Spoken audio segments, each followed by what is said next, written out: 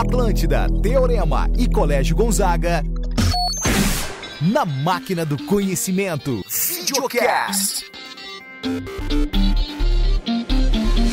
Salve, salve, audiência aqui da nossa Máquina do Conhecimento. Estamos entrando no ar. Mais um grande programa aqui da Máquina do Conhecimento 2025. Você já sabe, a Máquina do Conhecimento é a cobertura dos processos seletivos 2025 para Enem, PAV e o vestibular da Universidade Católica de Pelotas. É isso mesmo. Passando por aqui, eles, as estrelas, os professores com as melhores dicas. E tudo isso chancelado pelos nossos camaradas do Teorema e Colégio Gonzaga. A Máquina do Conhecimento 2025 está no ar aqui na ATL TV, numa playlist mega especial para você que está se preparando para Enem, para PAV e para o vestibular da Universidade Católica. E para você que quer mais conhecimento para sua vida, quer ter aquele argumento-chave na hora daquela conversa, e é por isso que nesse programa a gente traz quem? A gente traz a literatura personificada, né, no meu camarada, professor Pablo, né? Pablo, sem mais delongas, então,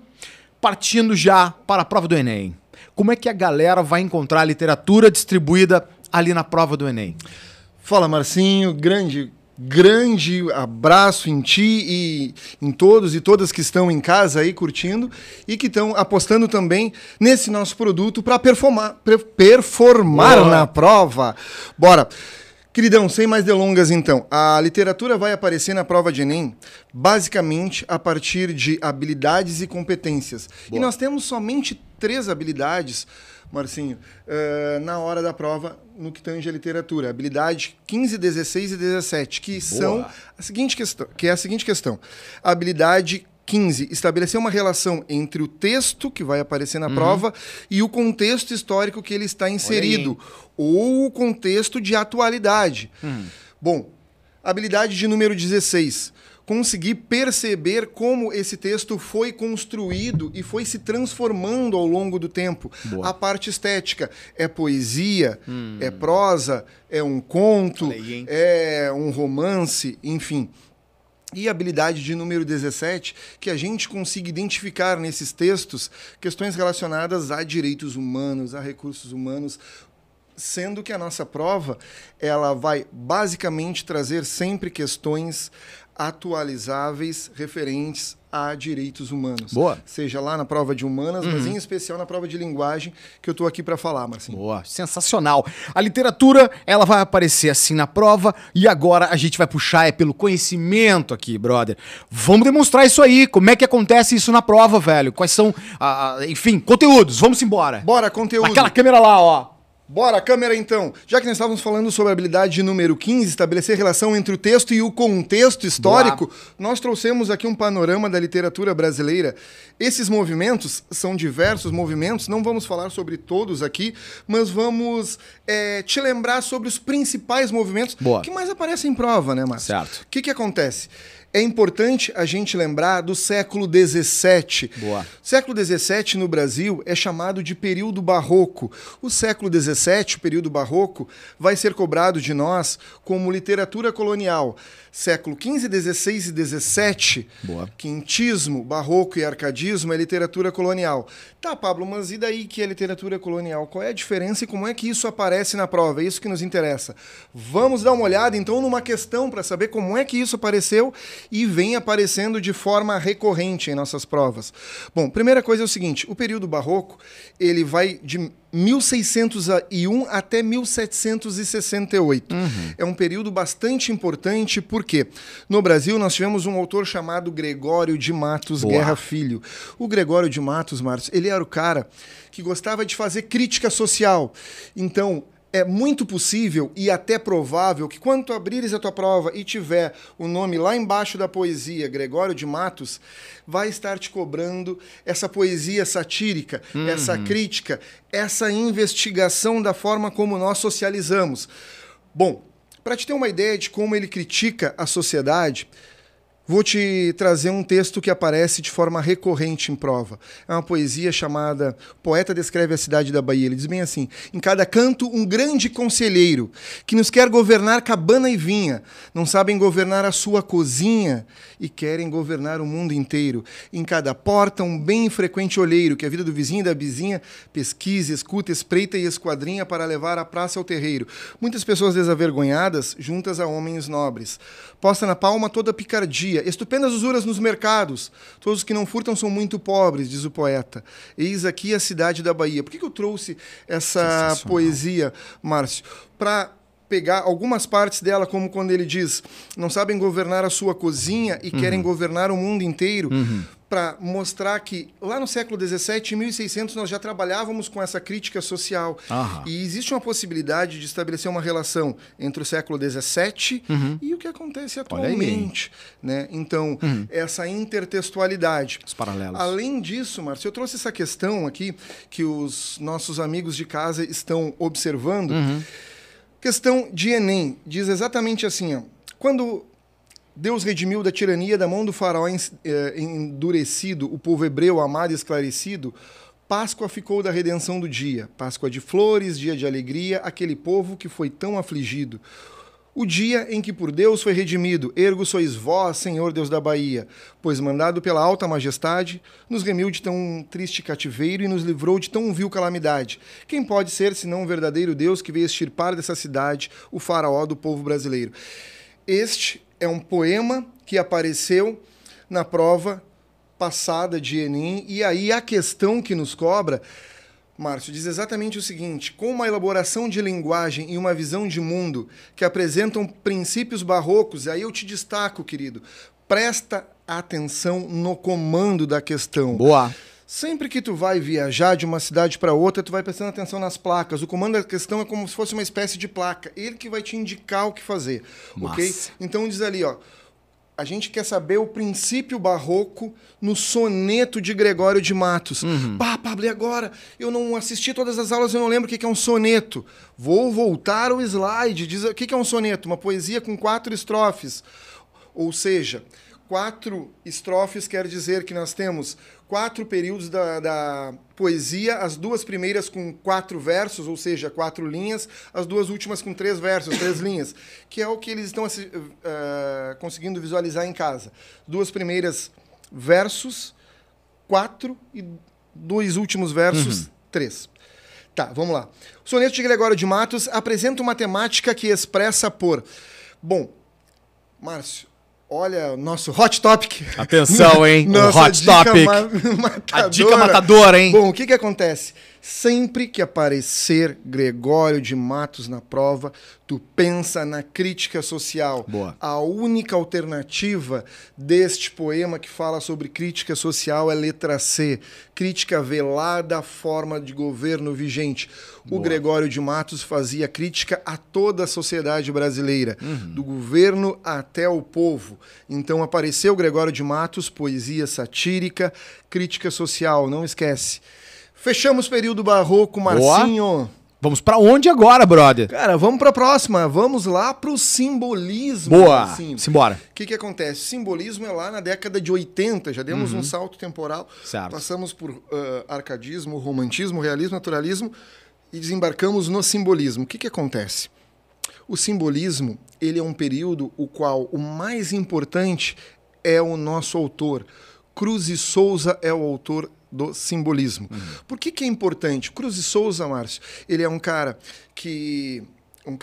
negro que sai do país para estudar na Europa.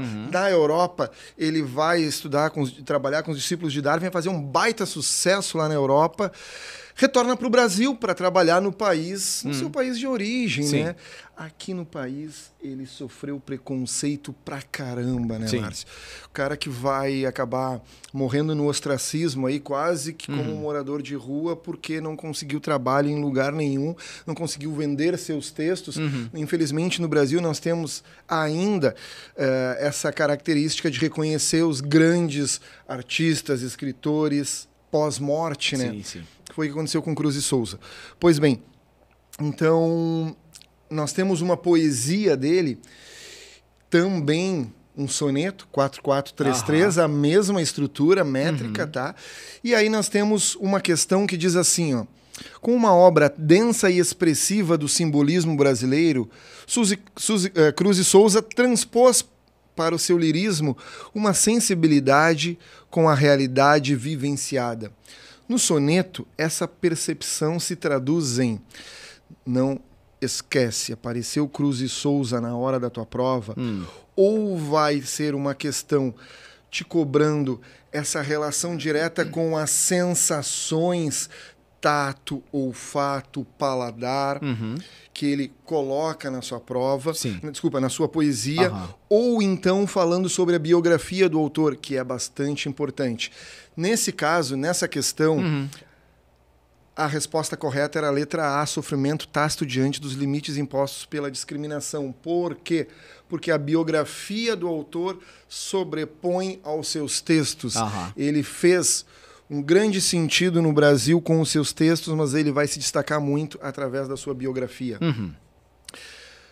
Matamos simbolismo, então. Matamos simbolismo. Temos o barroco simbolismo, grandes dicas. Passamos a terceira dica e matadora. Então, a terceira dica é de história da arte, Márcio. Boa. Passamos para a história da arte, que vai se misturar principalmente com o modernismo aqui. Aqui eu trouxe uma questão de vanguardas europeias, de cubismo. Olha aí, hein? Marcinho, nós estávamos conversando antes aqui sobre a gente prestar bastante atenção no comando da questão. Boa. Este é um principal exemplo, porque nós temos uma obra de arte aqui, uma pintura de Pablo Picasso, chamada La Demoiselle de Avignon, e aí um comando que diz assim, ó: o quadro La Demoiselle de Avignon, de Pablo Picasso, representa o rompimento com a estética clássica e a revolução da arte no início do século XX.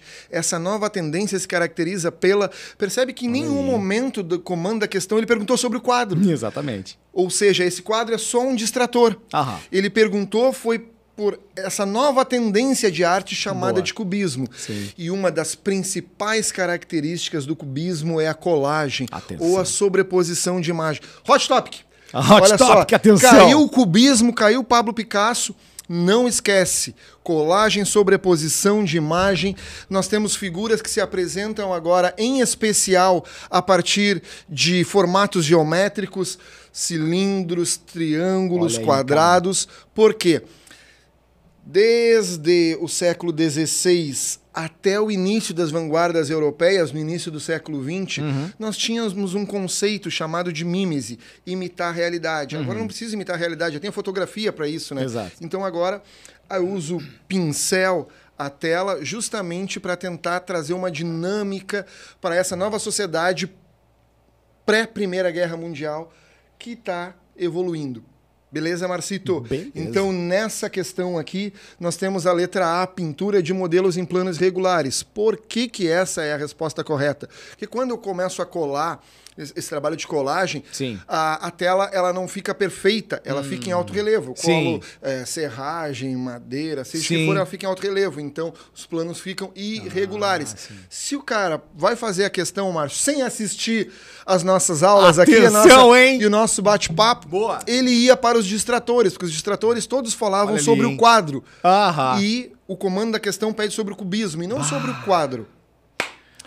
Passamos para uma. Marcinho, última dica matadora. Agora, dica matadora, então, para quem vai fazer a nossa prova. Cara, não esquece, modernismo é a principal parte de literatura na hora da prova, como mais caiu até hoje, né, Márcio, o modernismo.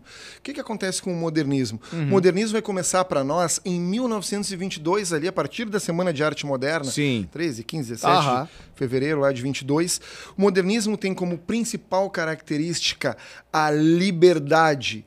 O modernismo, ele vem... Oi? Atenção, hein? Vamos lá. Liberdade. Liberdade, liberdade, abre as asas sobre nós. Lembra dessa, aí, isso Cara, o que acontece com a liberdade no modernismo? Até o modernismo, nós tínhamos uma escola literária chamada de parnasianismo, que se prendia linguagem totalmente erudita, Márcio, uma linguagem que não tinha nenhum tipo de relação com a população brasileira. A partir de agora, a grande questão é democratizar a arte. O modernismo vem para fazer essa democratização da literatura, da pintura, da escultura. Então, por exemplo, a partir do modernismo, a gente não trabalha mais com rima. A partir do modernismo, a gente não trabalha mais com métrica. Eu vou tirar da invisibilidade pessoas que até então eram esquecidas. Para te ter uma ideia, Márcio, tem uma poesia do modernismo chamada... poesia tirada de uma notícia de jornal, que diz exatamente assim, olha, João Gostoso era carregador de feira livre, morador do Morro da Babilônia num barracão sem número. Um dia foi ao bar 20 de novembro, bebeu, cantou, dançou, depois jogou-se na Lagoa Rodrigo de Freitas e morreu afogado. E aí tu diz, mas isso não tem rima, não parece poesia. Mas por que para ser poesia eu preciso ter rima com um monte de palavras que vão simbolizar aquela gramática normativa? Por que para ser poesia eu preciso falar bonito e não tem nenhuma relação direta com a população brasileira que passa o dia trabalhando, como é o caso do João Gostoso, carregador de feira livre? Então tu percebe que o modernismo vai pegar essas pessoas que viviam na invisibilidade e vai usar como inspiração para a arte brasileira. É importante dizer, Márcio, que a prova vai pedir a gente estabelecer relação entre o texto e o contexto, como a gente falou mais cedo. Pega uma poesia como essa, percebe que o nome do cara é João Gostoso.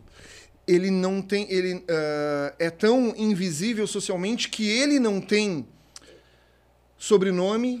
E a Lagoa Rodrigo de Freitas tem. Sim.